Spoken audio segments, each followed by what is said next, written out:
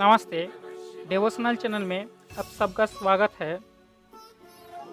आप सब लोग भगवत गीता के बारे में तो सुना ही होगा। भगवत गीता महाभारत के भीष्म पर्व के अंतर्गत 25 से 42 ये अष्टादश अध्याय श्रीमद् भगवत गीता के बारे में परिचित। श्रीमद् भगवत गीता श्री भगवान श्री कृष्ण का मुखनिसृत वाणी है। यहाँ पर वक्ता भगवान श्री कृष्ण और श्रोता अर्जुन। इस भगवद गीता के अलावा वेद गीता के नाम पर भी और एक महाभारत में गीता उपलब्ध होता है, जो कि महाभारत के वन पर्व में ये अंतर्गत है। इस वन पर्व में 7 अध्याय वहाँ पर ये वेद गीता सन्निविष्ट रहा है। इस वेद गीता के अलावा भी हम लोगों को पता होना चाहिए कि उत्तर गीता, अनुगीता, अवधूत गीता, ये सब गीता भी आता है। आज हम लोग इस वेद गीता के बारे में बताएंगे और यहाँ में एक बहुत ही इंटरेस्टिंग कहानी है, वो भी आप सब लोग श्रवण कर लीजिए। भगवत गीता पाठ करने के बाद वेद गीता का पाठ करना बहुत ही आवश्यक होता है। वेद गीता वेदांत दर्शन के चरम सीमा पर उपलब्ध है। ये वेद गीता वेदांत दर्शन का चूड़ांत भाव भी कहा जाता है। ब्रह्म का ज्ञान, इस ज्ञान का अधिकार सब में है, चाहे वो कितना भी नीच कुल में जन्म लिया क्यों ना हो। यहाँ पर वेद गीता में प्राप्त होता है कि धर्म वेद हालांकि मांस का विक्रय करता है और अपना जीविका निर्वाह करता है इसी से, और उन्होंने एक सन्यासी को जो तत्वोपदेश या ज्ञान दिया था वही है इसका मुख्य विषय वस्तु। वेद गीता में हम लोग जो वेद के बारे में बताने जा रहा हूँ, वो वेद एक महान तत्वोपदेष्टा अपिच सद्ब्राह्मण वंश जात और कौशिक श्रेणी का गोत्र इसका।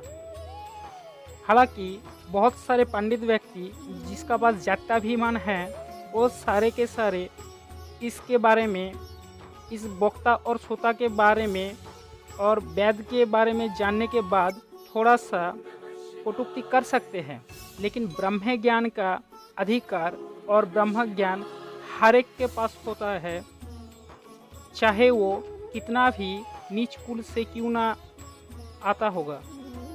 ब्रह्म ज्ञान के बारे में छोटा बड़ा, ऊंच नीच जात विचार करना या फिर निम्न जाति का विचार करना से प्रलाप और मूर्खता ही होता है।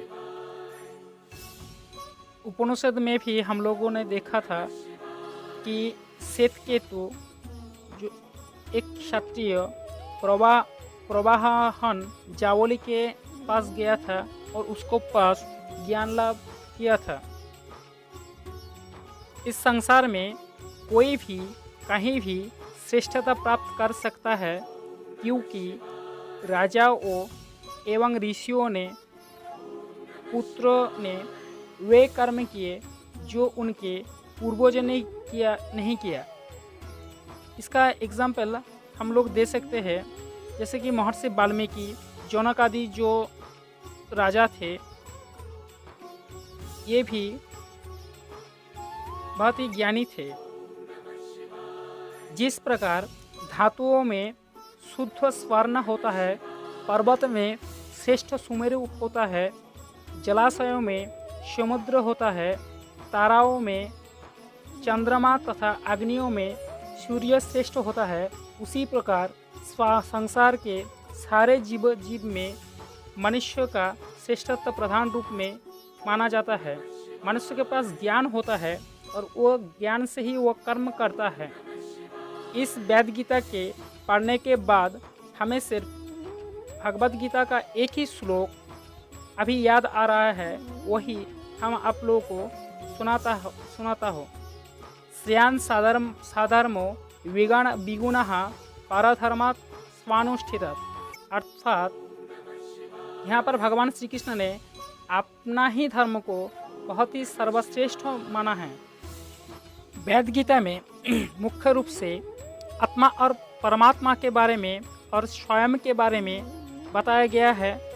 यहाँ पर तत्वदर्शी ज्ञानी वेद जो सन्यासी को उपदेश दिया है वही वेद गीता के नाम पे प्रसिद्ध है। चलिए इसके कहानी के बारे में हम लोग जानते हैं। कभी समय मिलेगा तो वेद गीता हम आप लोगों को पूरा का पूरा बताएंगे। अभी इसका कहानी का शुरुआत हम करते हैं। वेद गीता का कहानी यह है कि एक युवा सन्यासी एक वन में जाकर पर्याप्त काल व्यापी अपना ध्यान, साधन, भजन और योगाभ्यास किया था। इस योगाभ्यास के दौरान उनका मन में और आत्मा में बहुत अनेक प्रकार के आत्मिक शक्ति आ गया था। इस तरह उन्होंने 12 वर्ष व्यापी कठोर तपस्या के बाद एक दिन उन्होंने एक वृक्षतल में बैठा था। उसी दौरान सन्यासी के मस्तक में कुछ शुष्क पत्र गिरा था। सन्यासी ने जब ऊपर देखा तब उन्होंने देखा था कि एक कौवा और एक बकासुर और जैसे कि बक दोनों आपस में लड़ रहे थे। इसके वजह से उन्होंने उनका मस्तक ऊपर ही ये शुष्क पत्र गिरा था। तभी सन्यासी का बहुत ज़्यादा क्रोध आ गया और उन्होंने अपने योग बल से या तप प्रभाव से उन दोनों को एक साथ भस्म कर दिया। जब वो दोनों एक साथ भस्म हो गया तब सन्यासी का मन में बहुत ज़्यादा आनंद उत्पन्न हुआ और उनका शक्ति के स्वरूप में उनका जो योग बल सार्थक हुआ है, इसे उन्होंने बहुत ज़्यादा आनंदित हुआ था। इस घमंड के साथ वो वन से निकलकर गांव में जाकर भिक्षा प्राप्त लेकर भिक्षा मांगने गांव पहुंच गया। गांव में पहुंचकर उन्होंने एक गृह में भिक्षा मांगने गया था। जब उन्होंने किसी के घर में जाकर भिक्षा मांगने के लिए बोला कि माते मुझे कुछ भिक्षा दीजिए, तभी अंदर से आवाज़ आया कि बस थोड़ा रुक जाओ क्योंकि मैं अभी थोड़ा व्यस्त हूँ। तभी सन्यासी के मन में क्रोध उत्पन्न हुआ और उन्होंने उस आवाज़ को साथ साथ ही अपने मन में जो क्रोध उत्पन्न हुआ उसको अभिसंपत करने के लिए उद्यत हो रहा था। घर के अंदर से जो आवाज़ आया वो आवाज़ था एक पतिव्रता नारी का। सन्यासी ने उस नारी के ऊपर अभिसंपत करने ही जा रहा था क्योंकि वो नारी उस सन्यासी को थोड़ा इंतज़ार करने के कहा था। इससे सन्यासी का हृदय में क्रोध उत्पन्न हुआ था।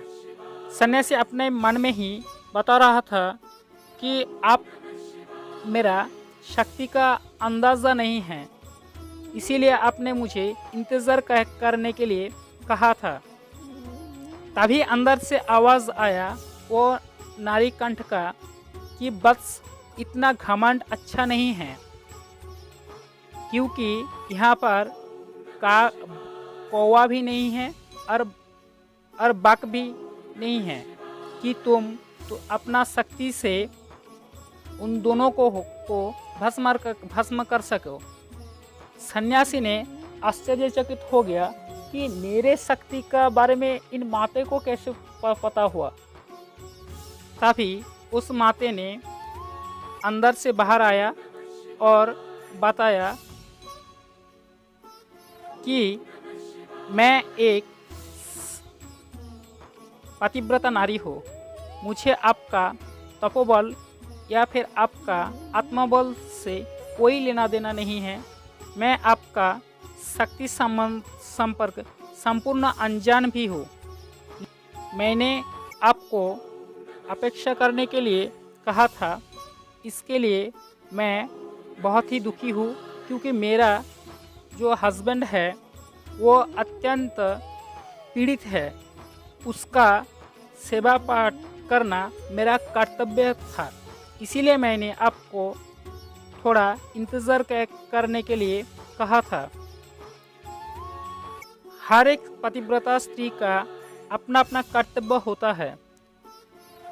मेरा कर्तव्य ये है कि मेरा जो हस्बैंड है जो कि पीड़ित है, उनका सेवा पूजा करना मेरा कर्तव्य प्रधान रूप से धर्म होता है, और इस धर्म का पालन करने के लिए मुझे किसी भी हद तक जाना पड़े तो हम जाएंगे। तभी सन्यासी ने उस माते का पैर छुआ और बोला कि माते, मुझे अपना आत्मज्ञान दीजिए, क्योंकि मैं अभी भी इतना कुछ साधन करने के बाद भी मेरा आत्मज्ञान पूरा नहीं हुआ।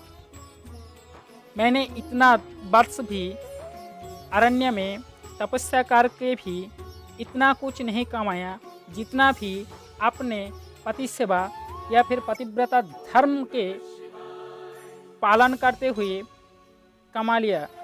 तभी माता ने कहा कि आपको ज्ञान देने के लिए मेरा पास समय भी नहीं है, और आप जैसा तत्वज्ञ ज्ञानी के लिए मेरे पास ज्ञान देने के लिए कुछ है ही नहीं है। मैं सिर्फ अपना कर्तव्य किया, और इसी से मुझे पता चला कि आपने क्या किया था। अगर आप वाकई आत्मज्ञान चाहते हैं तो एक नगर में जाइए, वहाँ पर एक वैद्य मिलेगा। उस वैद्य ही आपको आत्मज्ञान का ज्ञान देंगे। अभी सन्यासी का मन में एक प्रश्न आया कि एक सन्यासी होकर एक वैद्य के पास जाकर उन्होंने आत्मज्ञान का शिक्षा लेगा। माता ने कहा कि आप जाइए और उनसे बात कीजिए। सिर्फ बात करने से ही आपको पता चल जाएगा कि वो वैद्य कितना ज्ञानी है। आत्मज्ञान लाभ करना हर एक के बस में नहीं होता। हम लोग कठोपनिषद अगर आलोचना करेंगे या फिर पढ़ेंगे तो एक छोटा सा बालक नचिकेता, जिसका जन्म ही हुआ था आत्मज्ञान लाभ के लिए, वो धर्मराज के पास गया और इतना कष्ट करके गया था सिर्फ आत्मज्ञान ब्रह्म के ज्ञान के जानने के लिए। और धर्मराज अत्यंत प्रसन्न होकर उनको आत्मज्ञान दिया था। कठोपनिषद में हर एक कण कण में, हर एक शब्द में आपको ब्रह्म ज्ञान का एहसास मिलेगा। कठोपनिषद में ऐसे बहुत सारे श्लोक हैं, ऐसे बहुत सारे पंक्ति है जहाँ पर ब्रह्मज्ञानी नचिकेता के एक छोटा सा बालक होकर इतना ज़्यादा ज्ञान मिल गया उनको, तो इसका उपयोग उन्होंने अपने तत्वज्ञानी होने के लिए ही किया था। यही होता है एक ज्ञानी और एक पंडित में से अंतर। सन्यासी ने उस नगर में जाकर देखा कि एक वैद्य अपना क्रियाकर्म कर रहा था और पशुओं का जो मांस होता है वो बेच रहा था हर एक को। सन्यासी ने जब वैद्य के पास गया तब वैद्य को पता चल गया कि वो जो नारी था उन्होंने ही इन सन्यासी को भेजा है।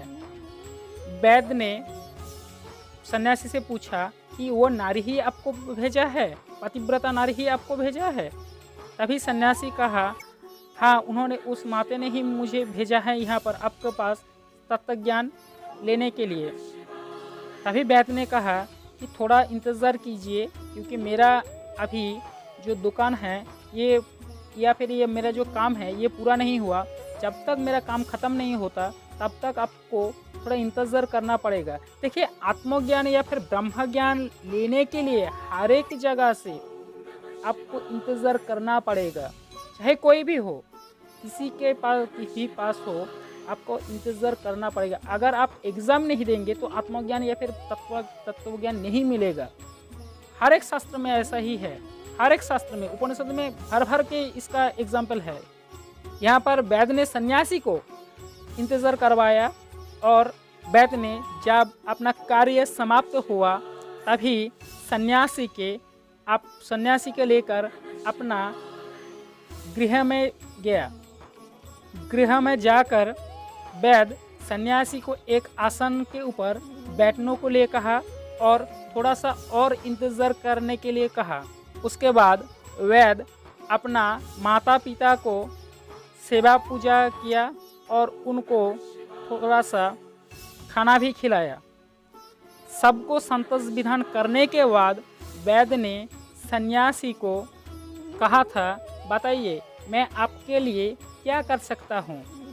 तभी सन्यासी उस वैद्य के पास गया और बताया कि मुझे आत्मा और परमात्मा के संबंध में के बारे में बताइए।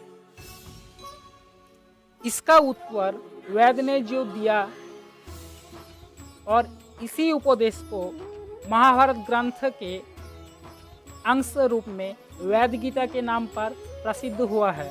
वेद गीता वेदांत दर्शन के चूड़ांत सीमा है। ये वेद गीता हर एक को पढ़ना बहुत ही आवश्यक होता है। इसमें बहुत सारा तत्व ज्ञान या फिर आत्मज्ञान मिलेगा। हरिओम, धन्यवाद।